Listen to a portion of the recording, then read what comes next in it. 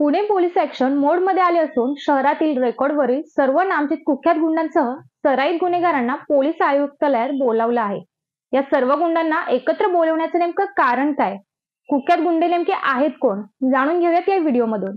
नमस्कार, मी शिवानी आणि तुम्ही पाहताय एक नंबर.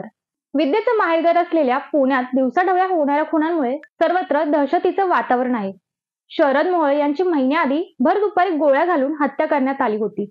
त्यामुळे टोळी युद्धाचा भडका उडण्याची चर्चा दबक्या आवाजात सुरू आहे. मात्र त्याआधी नवीन आयुक्त अमितेश कुमार यांनी पदभार स्वीकारल्यानंतर पुणे शहरातील टोळ्यांच्या प्रमुख म्होरक्यांना पोलीस आयुक्तालयामध्ये हजर करण्यात आलं होतं. गजा मारणे, बाबा बोडके, निलेश घायवळ यांसह अनेक रेकॉर्डवरील गुन्हेगारांची पोलीस मुख्यालयात हजेरी लावली आहे. रेकॉर्डवरील सर्व गुन्हेगारांची आज ओळख परेड करण्यात आली आहे. पोलीस आयुक्त अमितेश कुमार यावेळी उपस्थित होते. पुणे शहरातील वाढती गुन्हेगारी नियंत्रित करण्यासाठी जवळपास 200 ते 300 गुन्हेगारांना आज पोलीस आयुक्तालयामध्ये हजर करण्यात आलं आहे. आगामी निवडणुकीच्या आधी कायदा सुव्यवस्थेचा प्रश्न निर्माण होऊ नये म्हणून आयुक्तांनी सर्व अट्टल गुन्हेगारांची ओळख परेड केली आहे. पुणे शहरातील पोलीस स्टेशनच्या हद्दीतील गुन्हेगारांवर ज्यांच्यावर गुन्ह्यांची नोंद आहे त्यांना सर्वांना पोलीस आयुक्तालयामध्ये बोलावण्यात आलंय. पुणे शहरातील कायम चर्चेत असलेले गजानन मारणे, बाबा बोडके, जंगले सातपुते आणि निलेश घायवळ हे मोठे गुन्हेगार उपस्थित होते.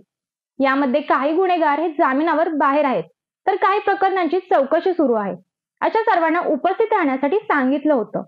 सोशल मीडियाच्या माध्यमातून दहशत पसरवण्याचा वापर करू नये अशा सूचना पोलिसांनी या गुंडांना दिल्या गेल्या आहेत. आजचा व्हिडिओ तुम्हाला कसा वाटला आम्हाला नक्की कळवा आणि आमच्या एक नंबर चॅनेलला लाईक, शेअर आणि सबस्क्राईब नक्की करा. धन्यवाद.